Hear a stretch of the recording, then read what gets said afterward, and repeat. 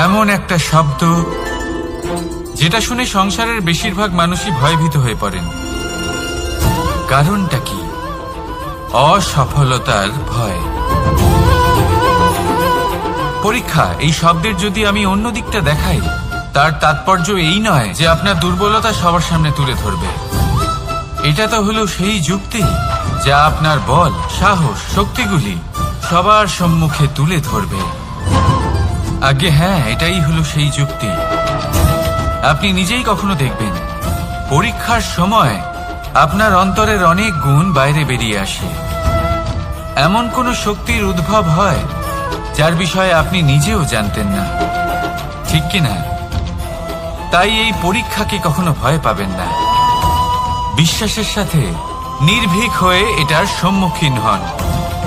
দিনের শেষে এই পরীক্ষা শুধুই আপনাকে উজ্জ্বল করবে, আপনাকে আরো শ্রেষ্ঠ করে তুলবে।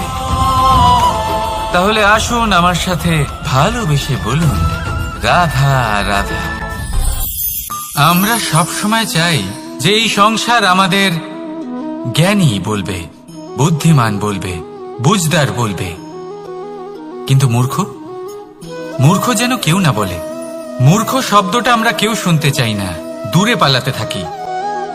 কিন্তু একটা সত্যি সবার কাছে অজানা, যে মূর্খ হওয়া হলো বুদ্ধিমান হওয়ার দিকে সর্বপ্রথম পদক্ষেপ। আপনি যত খুশি দিগ্গজ জ্ঞানী মানুষদের সাথে আলাপ করুন, যত ইচ্ছে কথা বলুন, যতই জ্ঞানের কথা আলোচনা করুন, অভিজ্ঞতা মূর্খ হবার পরেই পাওয়া যায়, তাই নয় কি? মূর্খ হবার পরে আপনি এটা বুঝতে পারবেন যে কি করা উচিত নয়। জ্ঞানী ব্যক্তি আপনাকে এটা বলবেন যে কি করা উচিত। আর এই সংসারে কি করা উচিত তার থেকেও অনেক বড় জ্ঞান হলো কি করা উচিত নয়। সেই জন্য সব সময় মনে রাখবেন, আপনার করা কিছু ভুল আপনাকে যদি কেউ মূর্খ বানিয়ে থাকে, ছল চাতুরি করে থাকে, তাহলে কোনো ব্যাপার নয়। এটা শেষ পর্যন্ত আপনাকে আরো বুদ্ধিমান করে তুলবে। এই মুহূর্তে ধন্যাত্মক থাকুন। এই সংসার আপনাকে অবশ্যই জ্ঞানী বলবে। রাধা রাধা। ভগবান আর ভুল, এই দুই একই অক্ষর দিয়ে শুরু হয়। শুধু তাই নয়, এদের দুজনের রাশিও সমান। এবারে আপনারা বলবেন যে ভগবান, ভুল, এদের মধ্যে কিভাবে মিল থাকতে পারে? অনেক বড় মিল আছে। না শুধু এ এক অক্ষর দিয়ে শুরু হয়, বরং এদের বিজয় মন্ত্রটাও এক। ভগবানকে মানুন, তাকে বিশ্বাস করুন, তাকে স্বীকার করুন। এটা করলে মনের দৃষ্টি থেকে ভগবানকে দেখা যায়, আর উনি আপনাকে সমৃদ্ধ করে তোলেন। ভুলের সাথেও এটাই ঘটে। নিজের ভুল স্বয়ং মেনে নিলে, স্বীকার করে নিলে, সব কিছুই স্পষ্টভাবে দেখতে পাবেন। যেদিন থেকে আপনি নিজের ভুল মেনে নিতে শিখবেন, সেদিন থেকে সেই ভুল শোধরানোর প্রক্রিয়াও শুরু হয়ে যাবে। আপনি বুঝে যাবেন নিজের ভুল কিভাবে শোধরাতে হয়। তাই মনে রাখবেন, নিজেকে শ্রেষ্ঠ করে তোলার জন্য নিজের ভুল স্বীকার করা অত্যন্ত প্রয়োজনীয়। এই জীবনে শান্তি আনার জন্য ঈশ্বরকে মেনে নেওয়াও অত্যন্ত প্রয়োজনীয়। সবসময় নিজের গুণ এবং নিজের দোষ মনে রাখবেন। আজীবন সুখী থাকবেন। রাধা রাধা। কথায় বলা হয়, জীবনে ভালোবাসাই হলো সুখের মূল। এটা সত্য। এবার প্রশ্ন হলো এটাই যে এই ভালোবাসা কার সাথে করা উচিত? যদি আপনি কিছুক্ষণের জন্য সুখ পেতে চান, তাহলে ভালোবাসুন নিজের রুচি মতো। যদি আপনি কিছুদিনের জন্য সুখ পেতে চান, ভালোবাসুন নিজের বন্ধুদের। যদি আপনি কয়েক মাসের জন্য, কয়েক বছর বা অনেক বছরের জন্য সুখী হতে চান, তাহলে ভালোবাসুন নিজের পরিবারকে, মাতা পিতা, নিজের সন্তান, স্বামী স্ত্রী, নিজের আত্মীয়দের। কিন্তু যদি আপনি চিরকালের জন্য সুখী হতে চান, তাহলে ভালোবাসতে হবে শুধু নিজের কর্মগুলিকে। কারণ সম্পর্ক যেমনই হোক না কেন, কখনো না কখনো ভেঙে যাবেই। এই সংসার হলো এমনই যে যাদের সঙ্গ আমরা পাই, তাদের সঙ্গ একদিন ত্যাগ করতে হয়। শুধু কর্মই হলো এমন এক সঙ্গ যা কখনো আপনাকে ত্যাগ করবে না।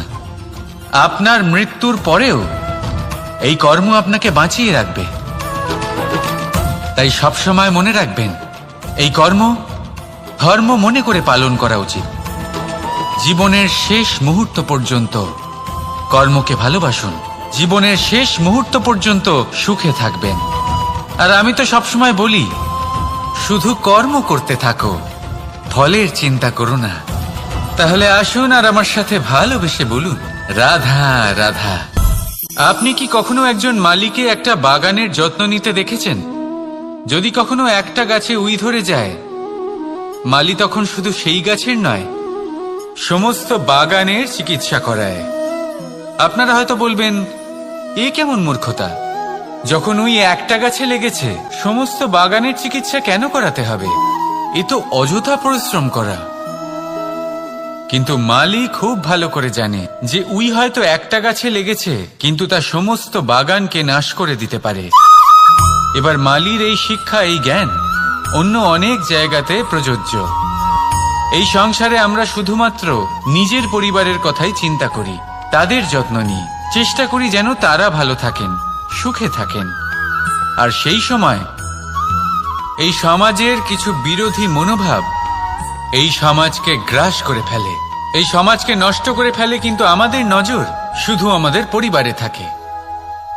সেই জন্য যখন কথা ওঠে রাষ্ট্রের, দেশের, তখন তার জন্য সিদ্ধান্ত নিতে হবে, তখন তার জন্য ত্যাগ করতে হবে। আর মনে রাখবেন, যে সমস্যায় আসুক তার সমাধান পূর্ণরূপে বাঞ্ছনীয়। এই সংসারে প্রত্যেক ব্যক্তি যদি নিজের পরিবারেরও খেয়াল রাখেন এবং সমাজেরও খেয়াল রাখেন এবং সঠিকভাবে এই দেশেরও খেয়াল রাখেন, তবেই এই দেশ সম্পন্ন হতে পারবে। তাহলে আপনিও সেই প্রয়াস করুন আর আমার সাথে ভালোবেসে বলুন, রাধা রাধা। দ্বিধাবোধ। অনেক সময় আমরা জীবনে সেই বাঁকে এসে পৌঁছই যেখানে আমরা বুঝতেই পারি না যে এবার কোন দিক নির্বাচন করা উচিত। কখনো এদিকে যাওয়া উচিত মনে হয়, কখনো ওদিকে যাওয়া উচিত মনে হয়, কখনো দুদিকেই যাওয়া প্রয়োজনীয় বলে মনে হয়, কিন্তু তা তো সম্ভব নয়। কখনো কখনো এটা মনে হয় যে এখানেই থেমে যাওয়া ভালো, কোথাও না যাওয়াই শ্রেয়। এবার একেই তো দ্বিধাবোধ বলে। সংসারে এমন কোনো দ্বিধা নেই যার সমাধান সম্ভব নয়। এই দ্বিধাবোধ স্বাভাবিক। আর আপনার এই দ্বিধাকে আমি একটু সরল করে দিই। দ্বিধাগ্রস্ত হয়ে নির্বাচন করলে তখন এটা মাথায় নিয়ে করবেন যে আপনার এই নির্বাচনের ফলে এই সংসারের ওপর, এই সমাজের ওপর কি প্রভাব পড়তে পারে।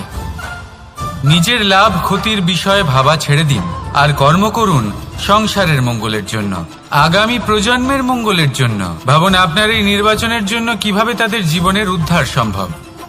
কারণ এই ভাবনাই হলো উচিত ভাবনা।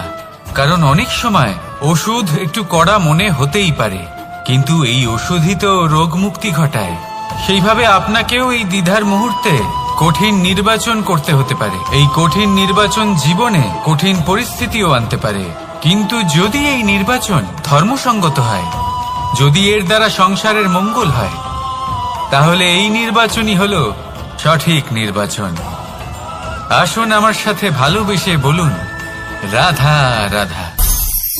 মানুষ নানান ধরনের বাসনা পোষণ করেন, তাদের নানান ইচ্ছে থাকে, অভিলাষা থাকে, নানান কামনা করতে থাকেন, স্বপ্ন দেখেন, প্রার্থনা করেন যেন তা সফল হয়, নিজের সম্পন্নতা কামনা করেন, আর শেষে নিরাশ হয়ে যান কারণ এসব কিছুই পান না। আপনাকে একটা ছোট্ট উদাহরণ দিই। জঙ্গলের রাজা কাকে বলা হয়? সিংহকে। এবার যেহেতু সিংহ বনের রাজা, তাই হরিণ তো তার কাছে এসে এটা বলতে পারে না যে আপনি হলেন বনের রাজা, তাই আপনি আমাকে মেরে ফেলুন, আমাকে খেয়ে ফেলুন আর নিজের ক্ষুধা নিবারণ করুন। এমন তো হয় না। সিংহ যতই বনের রাজা হোক, তাকেও পরিশ্রম অবশ্যই করতে হয়, তবেই তার ক্ষুধা নিবারণ হয়। সেইভাবেই আপনার সমস্ত স্বপ্ন, আপনার সমস্ত ইচ্ছে, আপনার সমস্ত অভিলাষা, সমস্ত আকাঙ্ক্ষা পূরণ হবেই, অবশ্যই হবে। পরিশ্রমের দ্বারা। শুধু ভাবলেই হবে না, তাহলে আপনিও জীবনে পরিশ্রম করুন, নিজের সমস্ত স্বপ্ন পূরণ করুন, আর আমার সাথে ভালোবেসে বলুন, রাধা রাধা। আপনি কি কখনো কোনো উঁচু পর্বতের শিখরে পৌঁছতে পেরেছেন? যদি পৌঁছে থাকেন বা যদি আপনি কোনো উঁচু পর্বতের শিখরে যান, তাহলে ভালো করে দেখবেন, আপনি যত উঁচুতে অগ্রসর হতে থাকবেন আস্তে আস্তে সমস্ত বনস্পতি বিলুপ্ত হতে থাকে। তারপরে সমস্ত গাছপালা, পশু পাখি সব বিলুপ্ত হতে থাকে। শেষ পর্যন্ত সেই শিখরে থেকে যায় শুধুমাত্র শান্তি, নীরবতা। আমাদের মানুষের সাথেও এটাই হয়। মানুষ যখন আত্মবিকাশের পথে অগ্রসর হতে থাকে এবং নিজের জীবনের শিখরে পৌঁছতে চায়, তখন তার একা থাকা অত্যন্ত প্রয়োজনীয় হয়। আর তাকে তখন ত্যাগ করতে হয় নিজের সুখ স্বাচ্ছন্দ্য, নিজের সম্পত্তি, নিজের সমৃদ্ধি, নিজের সৌন্দর্য। দেখুন, জীবনের শিখরে পৌঁছনো একেবারেই সহজ কাজ নয়। এ হলো অত্যন্ত দুর্গম এক পথ। কিন্তু যদি আপনি সেখানে পৌঁছতে চান, তাহলে আপনাকে ত্যাগের প্রবৃত্তি জাগিয়ে তুলতে হবে। ত্যাগ কি সেটা জানতে হবে, কারণ ত্যাগের ফলেই মনে শান্তি আসে, আর সেই শান্তির ফলে মনে উৎপন্ন হয় প্রেম। আর এই প্রেমই হল জীবনের অন্তিম লক্ষ্য। তাহলে আসুন আমার সাথে ভালোবেসে বলুন, রাধা রাধা। মানুষ বলেন প্রেমে অনেক শক্তি আছে, আর এটা সত্যিও বটে। প্রেমে এতটাই শক্তি থাকে যে শত্রুতার বড় বড় স্তম্ভকেও এত সহজে ফেলে দিতে পারে। কিন্তু আপনি দেখে থাকবেন, যারা অধিক শক্তিশালী হন তারা দুই ধার সম্পন্ন তরোয়ালের মতো হন। কারণ এই প্রেম যদি আচরণে থাকে, মনে থাকে, বিচার বুদ্ধিতে থাকে, তাহলে তা শুভ হয়। এই প্রেম সৃজন করে।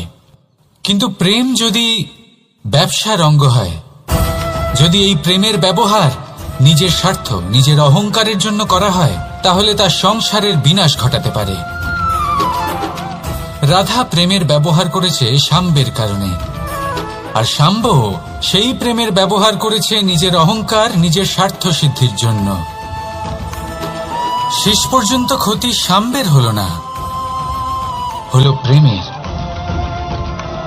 তাই মনের মধ্যে প্রেম ভাব অবশ্যই রাখুন, নিজের আচরণেও প্রেম ভাব বজায় রাখুন, কিন্তু সতর্কও থাকবেন আপনার এই প্রেম, একে নিয়ে কেউ ব্যবসা না করে ফেলেন। আসুন আর এই ভালোবাসার সাথেই বলুন, রাধা রাধা। সত্য, এই সত্য আসলে কি? কেউ বলবেন যা অসত্য নয় তাই হলো সত্য, কেউ বলবেন সেটা যার ভিত্তিতে আমরা বেঁচে আছি তাই হলো সত্য। কিন্তু সত্য আসলে কি? তার থেকেও বেশি গুরুত্বপূর্ণ হলো এটা বুঝতে পারা যে সত্যের ব্যবহার কিভাবে করা উচিত। যদি আপনার কাছে সত্য থাকে বা আপনি সত্য জেনে থাকেন আর আপনি তার ব্যবহার করেন, সদ্ব্যবহার করেন সংসারের জন্য, তাহলে আপনি এই সমস্ত সংসারের অনেক ঊর্ধ্বে চলে যাবেন। কিন্তু যদি আপনি সত্য জানেন আর তার দুর্ব্যবহার করেন, তাহলে আপনি সমস্ত সংসারের পক্ষে ক্ষতিকারক হয়ে উঠতে পারেন। তাই মনে রাখবেন, সত্য যতটাই কোমল, অর্ধ সত্য হলো ততটাই কঠোর। এই অর্ধ সত্য সমস্ত সংসারের বিনাশ ঘটাতে পারে। সেই জন্য জীবনে সত্যের বিষয়ে সম্পূর্ণ সত্য জানতে শিখুন। এ হলো অত্যন্ত গুরুত্বপূর্ণ। এই সত্য তার নিজস্ব দাবি হলো আপনি সাবধানে থাকুন। তাহলে আসুন আর আমার সাথে ভালোবেসে বলুন, রাধা রাধা। পঞ্চমহাভূত, জীবন রচনায় এর অবদান অনস্বীকার্য। এই পঞ্চমহাভূত আসলে কি? জল, বায়ু, অগ্নি, মাটি আর আকাশ। এবার শুধুমাত্র জীবন রচনায় এর অবদান আছে তা নয়, শুধু শরীর রচনাতে এর যোগদান আছে তা নয়, বরং এরা হলো আমাদের জীবনের সবথেকে বড় শিক্ষক। এবার আপনারা সকলে চমকে যাবেন, হয়তো আপনারা এই দৃষ্টিভঙ্গি দিয়ে কখনো দেখেননি। আমি আজ আপনাদের বোঝাবো। এদের মধ্যে সবথেকে বড় তত্ত্ব জল। এ আমাদের কি শেখাচ্ছে? এই জল, এর নামই হলো জল, কিন্তু এ কখনোই আমাদের জ্বালায় না, আমাদের জ্বলনের কারণ হয় না। তাহলে কি করে? আমাদের তৃষ্ণা মেটায়, আমাদের শীতলতা প্রদান করে, জীবন দান করে। এর দ্বারা আমরা কি শিক্ষা লাভ করি? যে আপনার উৎপত্তি যেখান থেকেই হোক না কেন, আপনি যেখানেই জন্মগ্রহণ করুন না কেন, আপনার কর্ম সর্বদা শ্রেষ্ঠ হওয়া উচিত।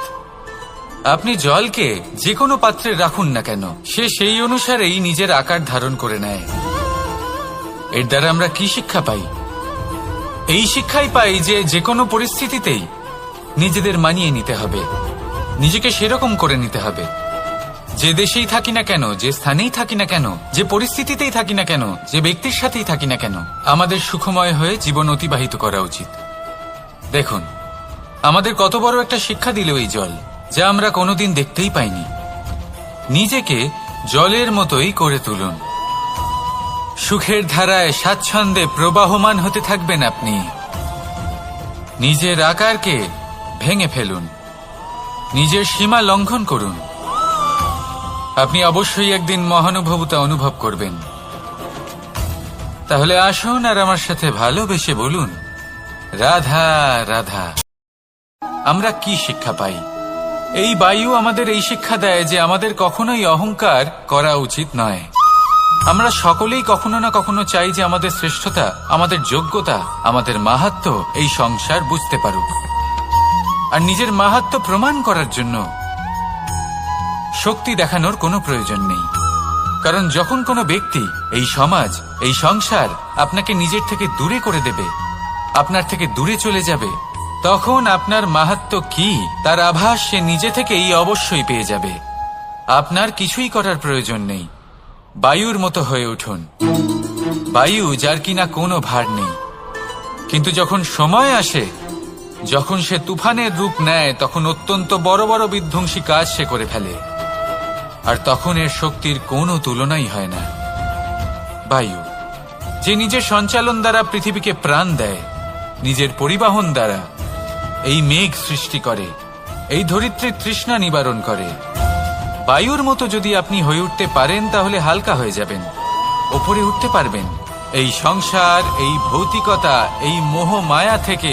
আর তখন আপনি বুঝতে পারবেন যে প্রেম কাকে বলে।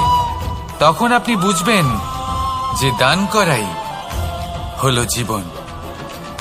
তাহলে আসুন আর আমার সাথে ভালোবেসে বলুন, রাধা রাধা।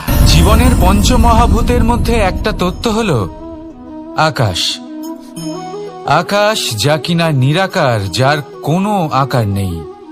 আকাশ যা হলো অনন্ত। আর আমাদের সবসময় মনে হয় যে এই আকাশ আমাদের সাথে জড়িয়ে রয়েছে। কেন? এবার এই আকাশ আমাদের জন্য কি না করে।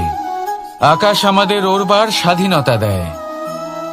আকাশ মেঘকে ধারণ করে যাতে আমাদের তৃষ্ণা মিটতে পারে। এই আকাশ সূর্য এবং চন্দ্রকে তার যথাস্থান দেয়, যাতে আমরা প্রকাশও পেতে পারি, আবার অন্ধকারও, যাতে আমাদের জীবনে সামঞ্জস্য বজায় থাকে। আকাশের থেকে অনেক কিছুই শেখার রয়েছে। যদি আমরাও আকাশের মতো হতে পারি, আমাদের আপনজনদের সেই স্বাধীনতা দিতে পারি যাতে তারা উঠতে পারেন, যাতে তারা নিজেদের স্বপ্ন পূরণ করতে পারেন, যার ফলে তারা নিজেরাই এই জীবনকে অনুভব করতে পারেন, নিজের পায়ে দাঁড়াতে পারেন, তাহলে ভাবুন আমাদের অস্তিত্ব কতটা বড় হয়ে যাবে। যদি আপনি আকাশের মতো হতে পারেন, তাহলে আপনিও আকাশের মতোই অনন্ত হয়ে উঠবেন। তাহলে আসুন আর আমার সাথে ভালোবেসে বলুন, রাধা রাধা। পঞ্চমহাতত্ত্ব, পঞ্চমহাভূত, এদের বিষয়ে আমি আপনাদের সবকিছুই বলে দিয়েছি। কেন? এরা আমাদের জীবনের সব থেকে বড় শিক্ষক। আর এদের থেকে আমরা কি শিক্ষা পাই?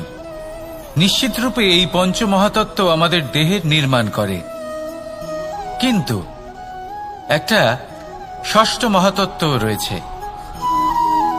এমন এক তত্ত্ব যার না কোনো ভার আছে, না কোনো পরিমাণ আছে, কিন্তু তা হলো অত্যন্ত গুরুত্বপূর্ণ।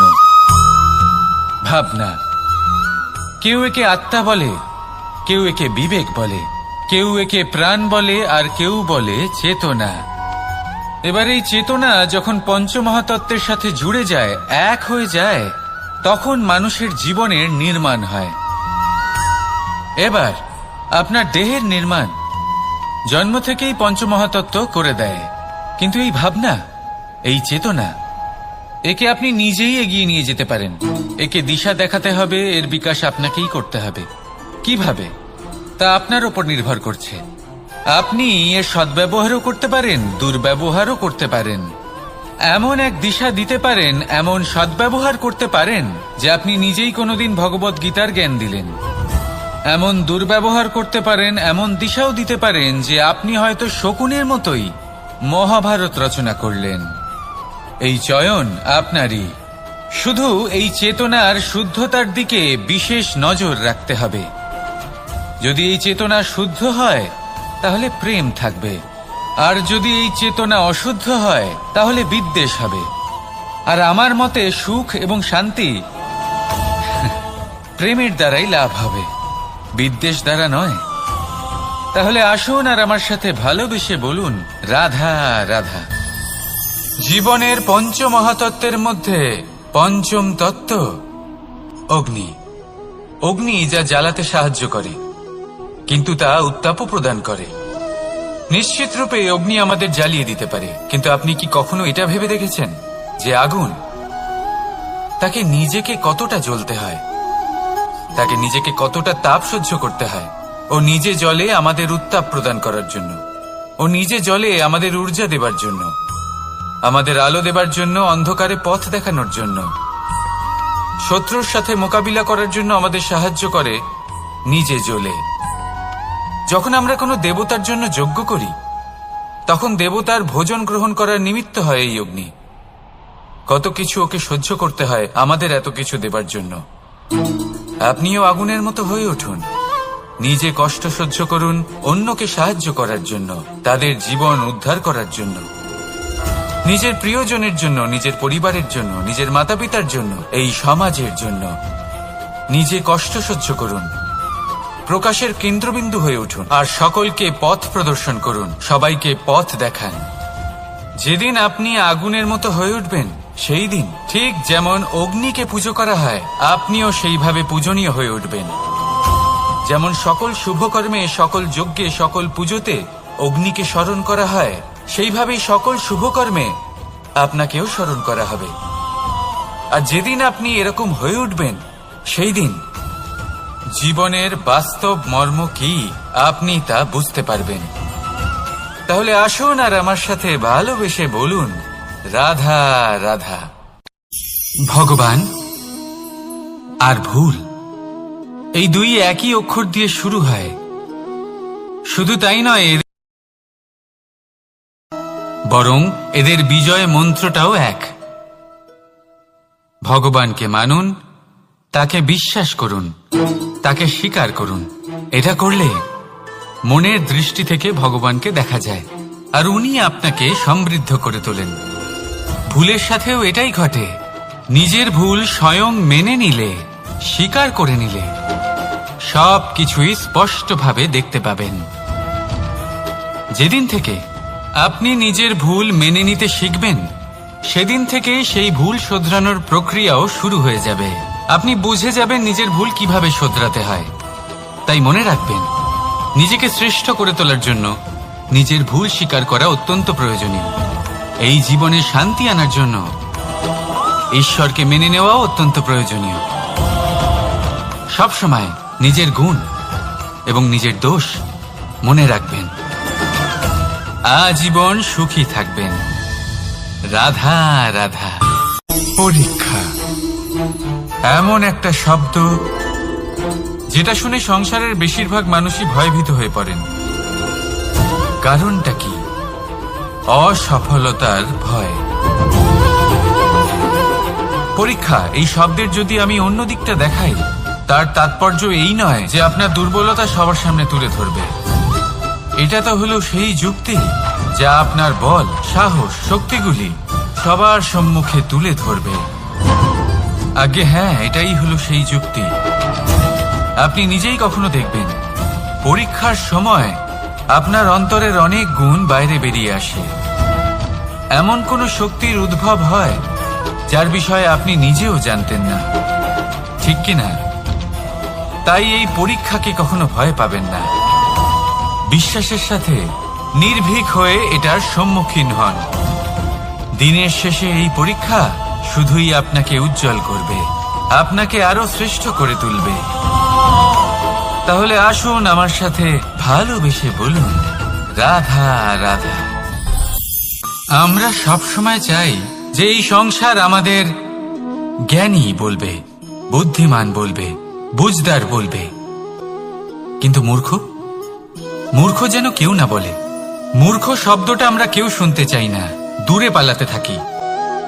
কিন্তু একটা সত্যি সবার কাছে অজানা, যে মূর্খ হওয়া হলো বুদ্ধিমান হওয়ার দিকে সর্বপ্রথম পদক্ষেপ। আপনি যত খুশি দিগ্গজ জ্ঞানী মানুষদের সাথে আলাপ করুন, যত ইচ্ছে কথা বলুন, যতই জ্ঞানের কথা আলোচনা করুন, অভিজ্ঞতা মূর্খ হবার পরেই পাওয়া যায়, তাই নয় কি? মূর্খ হবার পরে আপনি এটা বুঝতে পারবেন যে কি করা উচিত নয়। জ্ঞানী ব্যক্তি আপনাকে এটা বলবেন যে কি করা উচিত। আর এই সংসারে কি করা উচিত তার থেকেও অনেক বড় জ্ঞান হলো কি করা উচিত নয়। সেই জন্য সব সময় মনে রাখবেন, আপনার করা কিছু ভুল, আপনাকে যদি কেউ মূর্খ বানিয়ে থাকে, ছল চাতুরি করে থাকে, তাহলে কোনো ব্যাপার নয়। এটা শেষ পর্যন্ত আপনাকে আরো বুদ্ধিমান করে তুলবে।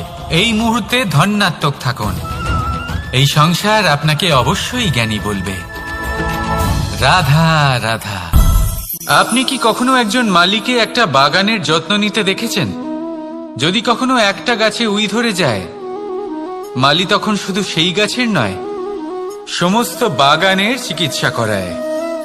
আপনারা হয়তো বলবেন, এ কেমন মূর্খতা? যখন উই একটা গাছে লেগেছে, সমস্ত বাগানের চিকিৎসা কেন করাতে হবে? এ তো অযথা পরিশ্রম করা। কিন্তু মালি খুব ভালো করে জানে যে উই হয়তো একটা গাছে লেগেছে, কিন্তু তা সমস্ত বাগানকে নাশ করে দিতে পারে। এবার মালির এই শিক্ষা, এই জ্ঞান অন্য অনেক জায়গাতে প্রযোজ্য।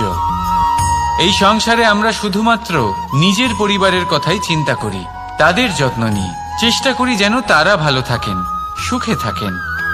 আর সেই সময় এই সমাজের কিছু বিরোধী মনোভাব এই সমাজকে গ্রাস করে ফেলে, এই সমাজকে নষ্ট করে ফেলে, কিন্তু আমাদের নজর শুধু আমাদের পরিবারে থাকে। সেই জন্য যখন কথা ওঠে রাষ্ট্রের, দেশের, তখন তার জন্য সিদ্ধান্ত নিতে হবে, তখন তার জন্য ত্যাগ করতে হবে। আর মনে রাখবেন, যে সমস্যায় আসুক তার সমাধান পূর্ণরূপে বাঞ্ছনীয়।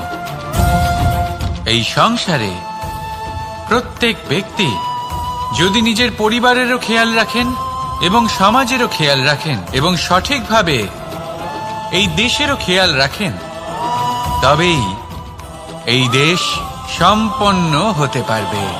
তাহলে আপনিও সেই প্রয়াস করুন আর আমার সাথে ভালোবেসে বলুন, রাধা রাধা। কথায় বলা হয়, জীবনে ভালোবাসাই হলো সুখের মূল। এটা সত্য। এবার প্রশ্ন হলো এটাই যে এই ভালোবাসা কার সাথে করা উচিত। যদি আপনি কিছুক্ষণের জন্য সুখ পেতে চান, তাহলে ভালোবাসুন নিজের রুচি মতো। যদি আপনি কিছুদিনের জন্য সুখ পেতে চান, ভালোবাসুন নিজের বন্ধুদের।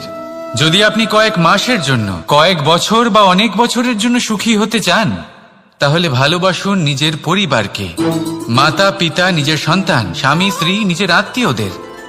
কিন্তু যদি আপনি চিরকালের জন্য সুখী হতে চান, তাহলে ভালোবাসতে হবে শুধু নিজের কর্মগুলিকে।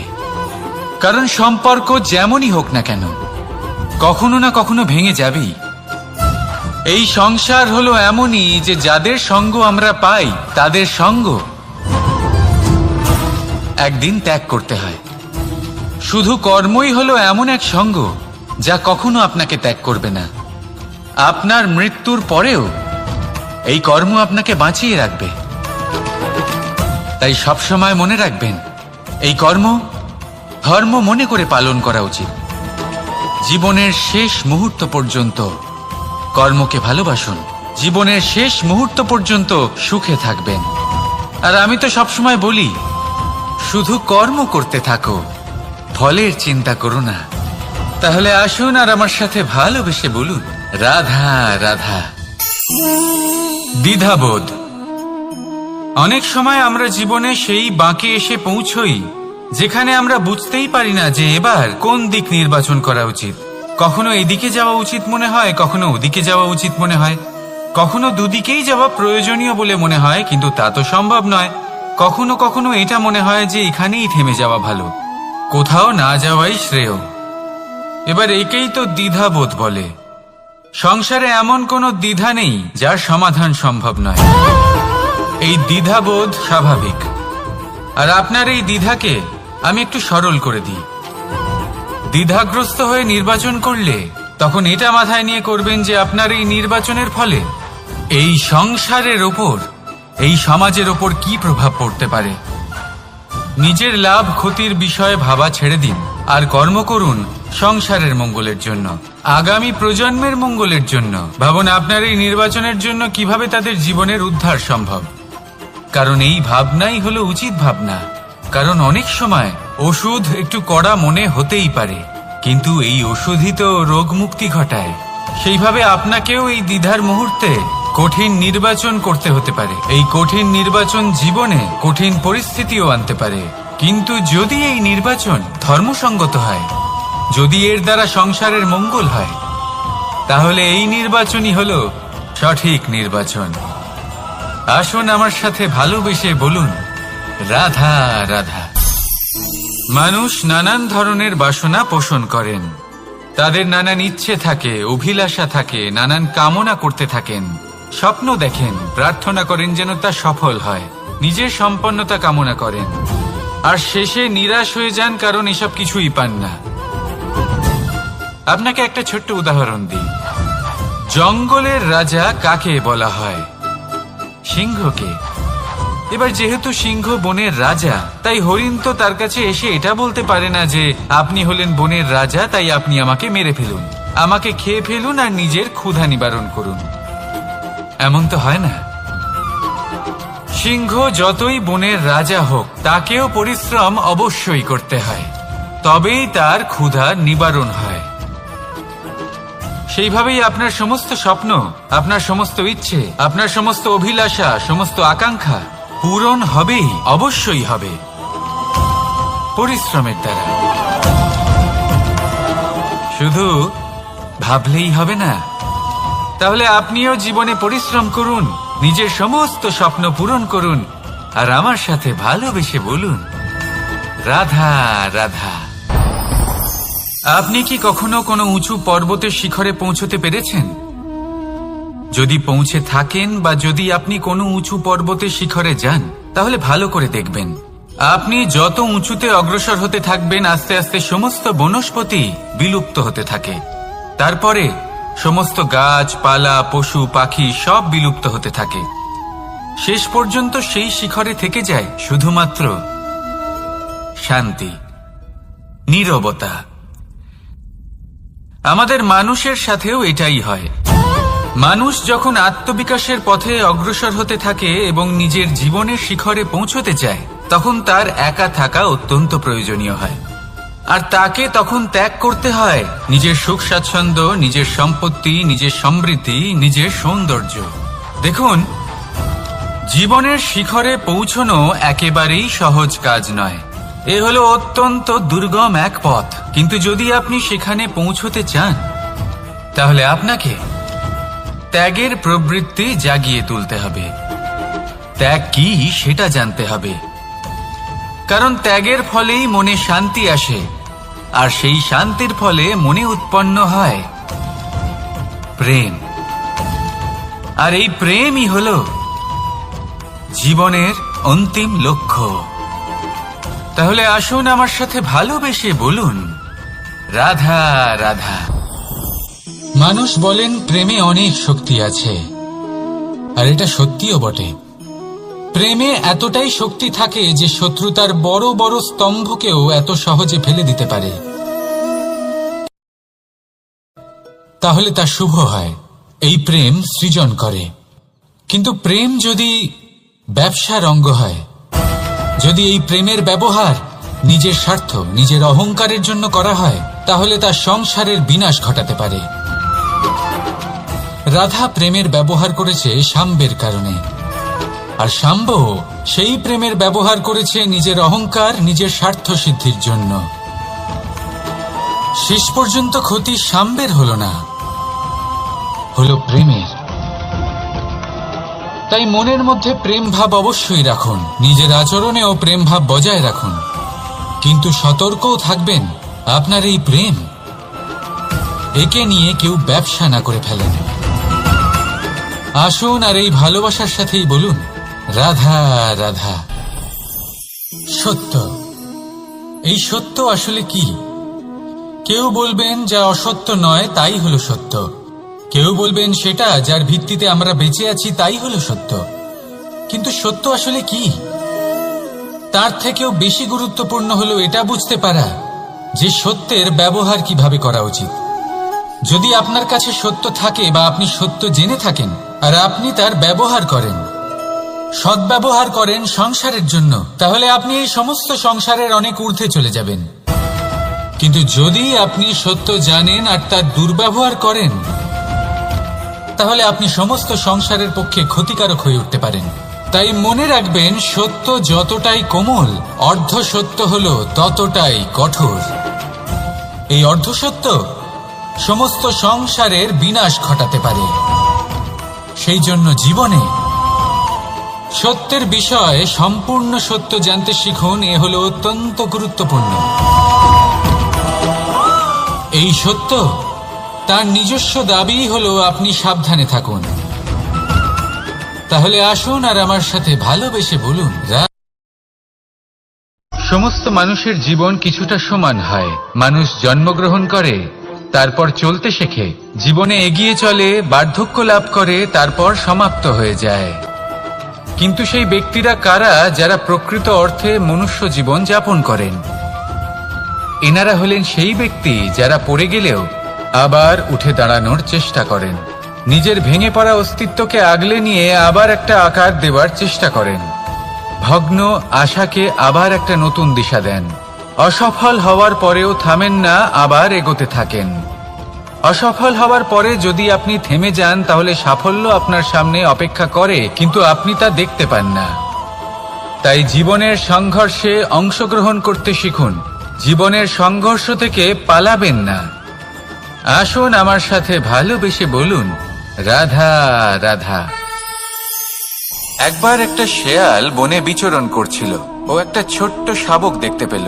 ও ভাবল, আজ একেই আমি খাবার হিসেবে গ্রহণ করব। আশেপাশে দেখলো কেউ দেখছে না তো, কেউ ছিল না, আর সেই শাবকের ওপর আক্রমণ করল, যা হলো একটা ঘোর অপরাধ। বনের নিয়ম অনুসারে আপনি কখনোই শাবকের ওপর আক্রমণ করতে পারেন না। তারপর এই খবরটা যখন রাজা সিংহ জানতে পারলেন, সভার আয়োজন করলেন। কিন্তু সেখানে শেয়াল বলল, আমি তো এরকম কিছু করিনি। কিন্তু যদি আপনি এরকম বলেন, কোনো প্রমাণ দিন, এর কোনো সাক্ষী আছে?